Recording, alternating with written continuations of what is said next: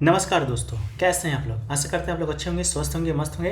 तो जैसा कि फ्रेंड्स, आज है आपका 24 जुलाई। ठीक है, क्या है तो 24 जुलाई है। 24 जुलाई के थर्ड शिफ्ट का आपका एसएससी सीजीएल का जो एग्जाम था समाप्त हो गया है। ठीक है, तो थर्ड शिफ्ट में आपके जीके जीएस के पोर्शन से क्या प्रश्न पूछे गए हैं, सभी प्रश्नों के साथ मैं उपस्थित हो गया हूँ। तो सभी प्रश्नों को देखेंगे विद डिटेल एक्सप्लेनेशन के साथ। ठीक है, तो चलिए वीडियो को स्टार्ट करते हैं फ्रेंड्स, बिना किसी देरी के।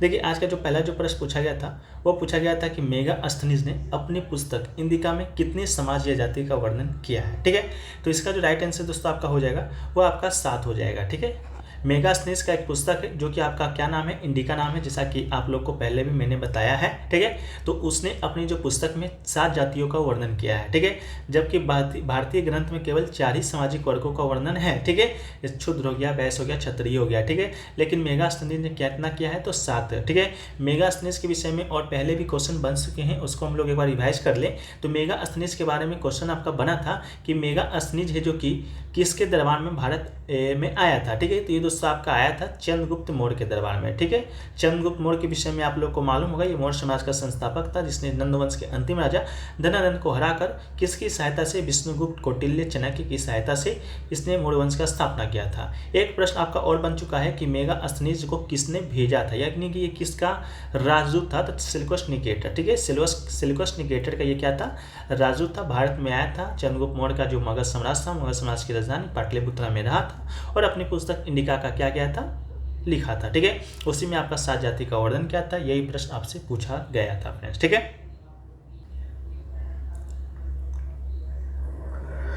वीडियो में आगे बढ़े फ्रेंड्स, पहले हम लोग बात करते हैं एसएससी एमटीएस की बेस्ट बुक के बारे में, जो कि चाक्षु प्रकाशन की ओर से है। ठीक है, एसएससी एमटीएस प्रदेश के जितने भी एस्पिरेंट हैं उनके लिए जो गाइड है कंप्लीट है, जिसके अंतर्गत आपको 3 साल के शॉर्ट पेपर मिलते हैं। साथ में साथ 2022 के भी शॉर्ट पेपर को इसमें इंक्लूड किया गया है। इसमें 2150 प्लस एमसीक्यू क्वेश्चन है। एमसीक्यू जो क्वेश्चन है आपके चारों सब्जेक्ट के हैं, मैथ के भी हैं, रीजनिंग के भी हैं, इसके साथ आपका इंग्लिश का भी है और जीके का भी है। सोल्यूशन के साथ साथ आपको सोल्यूशन किस तरह दिया गया है वो भी बहुत इंपॉर्टेंट है। सोल्यूशन आपको 2 तरह से मिलता है। पहला तो इसमें डिटेल पूर्वक सोल्यूशन को दिया गया है, डिटेल के साथ साथ आपको शॉर्ट ट्रिक के माध्यम से भी समझाया गया है। ठीक है, कंप्लीट स्टडी गाइड के साथ इनका प्रैक्टिस सेट भी आता है। इन दोनों को आप परचेस करके आप अपनी तैयारी को 4 चांद लगा सकते हैं। आपको डेफिनेटली फायदा देखने को मिलेगा।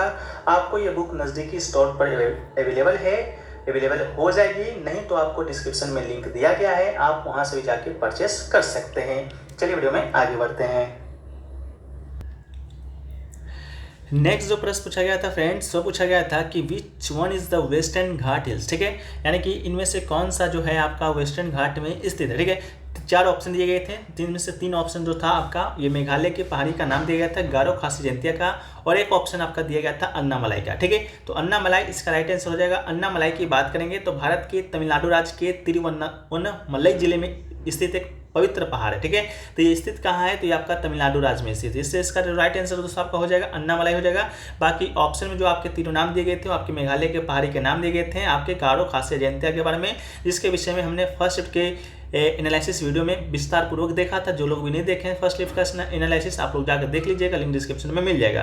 एक क्वेश्चन पूछा गया था कि 1913 में गीतांजलि के लिए साहित्य के नोबेल पुरस्कार से सम्मानित किया गया था। ठीक है, किन्हें किया गया था, तो कवि रविन्द्रनाथ टैगोर। ठीक है, कवि रविन्द्रनाथ टैगोर को किया गया था। क्वेश्चन का लैंग्वेज आपका थोड़ा सा चेंज था, नन यूरोपियन को। ठीक है, 1913 में गीतांजलि के लिए साहित्य का नोबेल पुरस्कार किस नन यूरोपियन को दिया गया था, तो राइट आंसर आपका रविन्द्रनाथ टैगोर हो जाएगा। रविन्द्रनाथ टैगोर के विषय में आप लोग जानते होंगे, जन गण मन के रचयिता कौन है, तो रविन्द्रनाथ टैगोर है। ठीक है, इसके अलावा भारत का जो राष्ट्रीय गान है उसके रचयिता ही आपके रविन्द्रनाथ टैगोर है। इसके साथ साथ जो बांग्लादेश का राष्ट्रीय गान है उसके भी रचयिता कौन है, तो रविन्द्रनाथ टैगोर ही है। ठीक है, फर्स्ट शिफ्ट में आपका रविन्द्रनाथ टैगोर से संबंधित क्या प्रश्न आया था, तो आया था रविन्द्रनाथ टैगोर के भाई से संबंधित सत्येंद्र नाथ टैगोर के बारे में, आईसीएस परीक्षा पास करने वाले प्रथम भारतीय। ठीक है, तो वो प्रश्न आपका बना था। ठीक है, नेक्स्ट क्वेश्चन देखिए पूछा गया था कि जौहर रोजगार जो योजना है किस पंचवर्षीय योजना में शुरू किया गया था। ठीक है, तो जौहर रोजगार योजना की बात करेंगे तो ये दोस्तों आपका 7वीं पंचवर्षीय योजना में शुरू किया गया था। ठीक है, 7वीं पंचवर्षीय योजना, इसका जो डेट था आपका 7वीं पंचवर्षीय योजना का चलने का वो आपका 1985 से 1990 तक का था। ठीक है, तो 7वीं इसका राइट आंसर हो जाएगा। इसके अलावा बात करेंगे तो जौहर रोजगार योजना 1989 में राजीव गांधी की सरकार के द्वारा शुरू किया गया था, जो कि 7वीं पंचवर्षीय योजना के अंतर्गत ही आपका किया गया था। ठीक है, नेक्स्ट क्वेश्चन देखिए पूछा गया था फ्रेंड्स कि प्रधानमंत्री ने मिड डे मील योजना की शुरुआत कब किया था। ठीक है, प्रधानमंत्री मिड डे मील योजना का शुरुआत कब हुआ था, ये क्वेश्चन पूछा गया था। तो इसका जो राइट आंसर आपका हो जाएगा 15 अगस्त 1995 को प्रधानमंत्री मिड डे मील योजना को शुरू किया गया था। ठीक है, इस योजना को देश भर में लागू करने के लिए भारत सरकार ने 15 अगस्त 1985 को एक केंद्र प्रायोजित योजना को शुरू किया था, जिसमें प्राथमिक शिक्षा के लिए पोषण सहायता का राष्ट्रीय कार्यक्रम NSPE कहा जाता है। बाद में इसका नाम बदलकर स्कूल में मध्याह्न भोजन यानी कि मिड डे मील के राष्ट्रीय कार्यक्रम का नाम दे दिया गया था। अब इसे व्यापक रूप से मध्याह्न भोजन MDM के रूप में जाना जाता है। ठीक है, नेक्स्ट क्वेश्चन देखिए पूछा गया था 2011-12 में poverty estimation rural income fix as. ठीक है, ये जो क्वेश्चन दोस्तों आपका है रिपीटेड है। रिपीटेड कैसे है, देखिए पहले के शिफ्टों में आपका पूछा गया था, अब ये पूछा गया है रूरल का।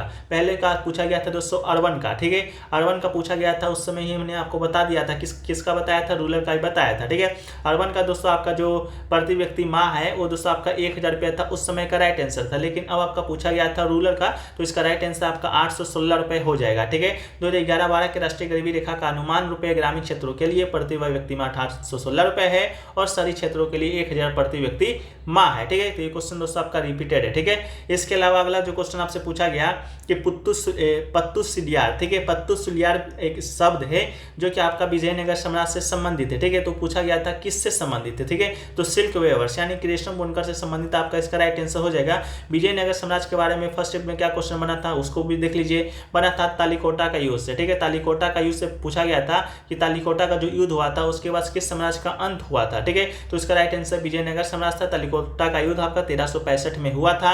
इसके अलावा विजयनगर साम्राज्य के संस्थापक आपका कौन है, तो हरिहर एवं बुक्का। ठीक है, हरिहर एवं बुक्का कौन है, तो विजयनगर साम्राज्य के क्या है, तो संस्थापक थे। ठीक है, एक क्वेश्चन पूछा गया कि हु प्ले स्ट्रिंग इंस्ट्रूमेंट। ठीक है, तो स्ट्रिंग इंस्ट्रूमेंट क्या होता है, तार युक्त इंस्ट्रूमेंट। ठीक है, तो तार इंस्ट्रूमेंट आपका होता है सितार। ठीक है, तो नॉर्मली आपका पूछा गया था इनमें से कौन सितार वादक है या सितार बजाते हैं, तो पंडित रविशंकर इसका क्या हो जाएगा, राइट आंसर हो जाएगा। ठीक है, नेक्स्ट क्वेश्चन देखिए पूछा गया कि नीति निर्देशक तत्व किस देश के संविधान से लिया गया। तो ये क्वेश्चन क्या आपसे नहीं बन सकता था क्या कि नीति निर्देशक तत्व किसके देश से लिया गया है, तो आयरलैंड के संविधान से लिया गया। हमने आपको कई बार बताया है नीति निर्देशक तत्व मौलिक अधिकार मौलिक कर्तव्य। ठीक है, तो इसका राइट आंसर क्या हो जाएगा, आयरलैंड हो जाएगा। नीति निर्देशक तत्व की बात करेंगे तो संविधान के भाग 4 में अवस्थित यानी कि स्थित यानी कि वर्णित है। इसके अलावा अनुच्छेद की बात करेंगे तो अनुच्छेद 36 से 51 जो है वो आपका नीति निर्देशक तत्व के का ही प्रावधान किया गया है। ठीक है, इसके शॉर्ट फॉर्म में आपका DPSP भी कहते हैं। इसके अलावा अगर आपसे पूछ जाए मौलिक अधिकार कहाँ से लिया गया है। ठीक है, तो मौलिक अधिकार की बात करेंगे तो ये दोस्तों आपका लिया गया है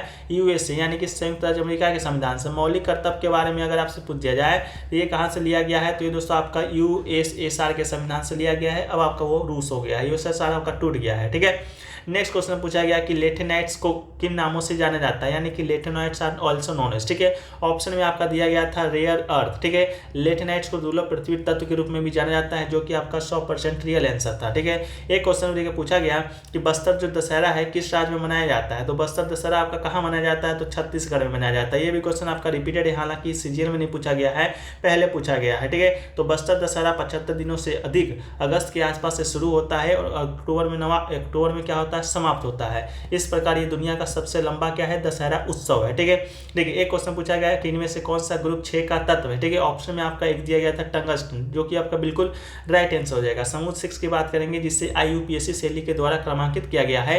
आवर्त सारणी में तत्वों का एक समूह, इसके सदस्य आपके क्रोमियम यानी कि CR, मोलिबेडेनम यानी कि MO और आपका टंगस्टन W और आपका सेवोगर्मियम यानी कि AC है। ठीक है, तो ये 4 तत्व है जिसमें आपका टंगस्टन ऑप्शन में दिया गया था।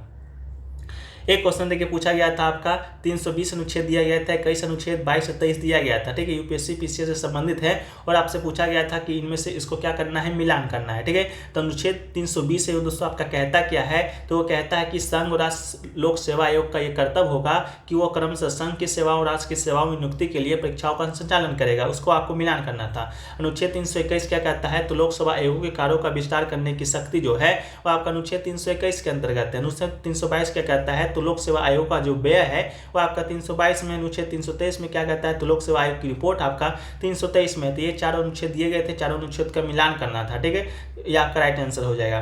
नेक्स्ट क्वेश्चन देखिए पूछा गया कि भारत में मॉन्टेग्यू चेम्सफोर्ड सुधार है जो कि किस वर्ष आपका आया था। ठीक है, तो मॉन्टेग्यू चेम्सफोर्ड सुधार दोस्तों आपका कब आया था, 1919 में आया था। तो इसका राइट आंसर क्या हो जाएगा, 1919 हो जाएगा। 1919 का भारत सरकार अधिनियम इंग्लैंड की संसद के द्वारा पारित किया गया था। ठीक है, इसके अलावा इस अधिनियम को मॉन्टेग्यू चेम्सफोर्ड सुधार के नाम से कहा जाता है। ठीक है, मॉन्टेग्यू चेम्सफोर्ड सुधार के नाम से क्यों कहा जाता है? क्योंकि जो मॉन्टेग्यू था वो जो उस समय भारत का क्या था, तो वायसराय था। चेम्सफोर्ड क्या था, तो भारत सचिव था। ठीक है, ये भारत सचिव की जो अवधारणा आपका 1858 के अधिनियम से आपका लागू किया गया था। जब आपका 1857 का क्रांति हुआ था, कंपनी की सेना पूरी तरह से पराजित तो नहीं कर सकते हैं, लेकिन उनका बेइज्जती हो गया था। उस समय से इंग्लैंड की जो रानी थी उसको 1818 में एक अधिनियम लाती है।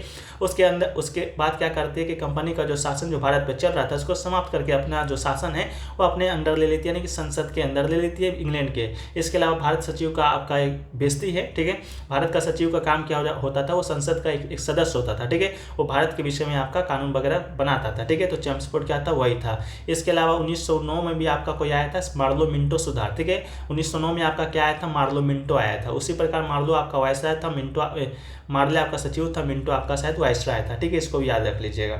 नेक्स्ट क्वेश्चन देखिए, पूछा गया था अटल टनल से संबंधित प्रश्न पूछा गया था। अटल टनल इसका राइट आंसर था। इसके अलावा अटल टनल की बात करेंगे तो 9.0 किलोमीटर की यह सुरंग 3000 मीटर की ऊंचाई से अधिक दुनिया का सबसे लंबा क्या है, तो राजमार्ग सुरंग है। यह रोहतांग दर्रे के पश्चिम से एक पहाड़ को काटती हुई गुजरती है और सोलांग घाटी शिशु के बीच दूरी लगभग 46 किलोमीटर कम करती है, जिसे कवर करने में 15 मिनट का समय लगता है। पहले इन दोनों के बीच कवर करने में जो समय लगता था वो आपका 4 घंटा लगता था। इसके अलावा रोहतांग दर्रा की बात करेंगे तो इसकी जो ऊंचाई है 3978 मीटर है और आपका कहाँ पर स्थित है, तो हिमाचल प्रदेश में स्थित है। ये सुरंग हिमाचल के पीर पंजाल रेंज में स्थित है। ठीक है, तो इसी से संबंधित कोई प्रश्न आया था जिसका राइट आंसर आपका अटल टनल था। ठीक है, नेक्स्ट क्वेश्चन देखिए, पूछा गया कि रोवर्स जो कप है आपका निम्नलिखित में से किस खेल से संबंधित है। ठीक है, तो रोवर्स कप के विषय में आपका ये पूछा गया था कि किस खेल से संबंधित है, तो इसका जो आपका राइट आंसर हो जाने वाला है वो दोस्तों आपका फुटबॉल हो जाना है। रोजर जो कप है वो दोस्तों आपका किससे संबंधित हो जाएगा, तो फुटबॉल से आपका क्या हो जाएगा, संबंधित हो जाएगा। ठीक है, इसके अलावा रोवर्स कप भारत में आयोजित एक भारतीय फुटबॉल टूर्नामेंट है। इसकी शुरुआत आपका 1891 में बम्बई में ब्रिटिश फुटबॉल प्रेमियों के द्वारा किया गया था। उद्घाटन वर्ष में पहली बार वेस्टर्न रेजिमेंट विजेता बनी थी। ठीक है, तो ये दोस्तों आपका क्वेश्चन है जो कि आज के शिफ्ट में पूछा गया था। एक क्वेश्चन और बता दीजिए आप लोग कि भरतनाट्यम से संबंधित क्या कोई प्रश्न पूछा गया था। अगर कोई प्रश्न आपसे पूछा गया है भरतनाट्यम से संबंधित तो आप लोग क्या कीजिएगा, कमेंट सेक्शन में इसको बता दीजिएगा। ठीक है, कि भरतनाट्यम से संबंधित आपके जो प्रश्न है आपका क्या पूछा गया था। ठीक है, इसके अलावा एक क्वेश्चन आपका माइक्रो लैंडिंग से कुछ प्रश्न आपका देखने को मिला था। ठीक है, तो माइक्रो लैंडिंग वाला भी प्रश्न आप लोग क्या कीजिएगा, कमेंट सेक्शन में एक बार आप लोग बताते चलिएगा अगर आप लोग को इसमें से कोई भी प्रश्न आपको याद होगा जिस टॉपिक से हम लोग आपको बता रहे हैं। एक प्रश्न आपका आया था बायलैटरल बॉडी से। ठीक है, बायलैटरल बॉडी से भी कोई प्रश्न देखने को मिला था, इसका भी प्रश्न आप लोग कमेंट सेक्शन में बता दीजिएगा। ठीक है, बायलैटरल बॉडी से क्या प्रश्न है जो कि देखने को मिला था। ठीक है, इसके अलावा हमने आपको सभी प्रश्न जो कि आपको बता दिया है। एक प्रश्न आपका आया था ट्राइप्लोब्लास्टिक से। ठीक है, ट्राइप्लोब्लास्टिक से भी संबंधित कोई प्रश्न आया था जिसके ऑप्शन में पोरोफाइरा था, नेमाटोडा था। ठीक है, ट्राइप्लोब्लास्टिक से संबंधित क्या प्रश्न आया था इसको भी आप लोग एक बार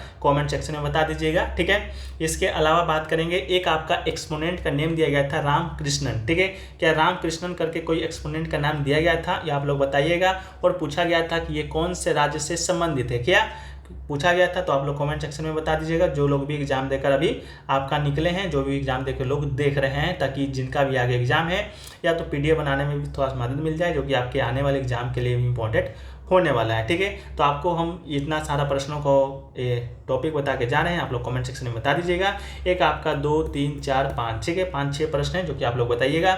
इसके अलावा सारे प्रश्न हमने आपके साथ डिस्कस कर दिया है। अगर वीडियो आपको अच्छा लगा है तो वीडियो को लाइक कर दीजिएगा। अगर आप चैनल पर नए हैं चैनल को सब्सक्राइब कर दीजिएगा और पसंद आए तो वीडियो को अधिक से अधिक शेयर भी कर दीजिएगा। अगर आपका मन हो, लगे कि हाँ वीडियो में कुछ दम था, वीडियो में कुछ सीखने को मिला है, वीडियो में थोड़ा सा मेहनत किया गया है, ताकि हमारा जो मोटिवेशन है वो आपका ऊपर थोड़ा सा होता रहे। और इसी प्रकार से 100% सटीक एनालिसिस के साथ हम आपके लिए किसी भी एग्जाम का, चाहे सीएसएस का हो चाहे एमटीएस का हो, एनालिसिस जो कि आपको लाते रहें। ठीक है, चलिए मिलते हैं हम लोग नेक्स्ट वीडियो में। जब तक के लिए जय हिंद, जय भारत।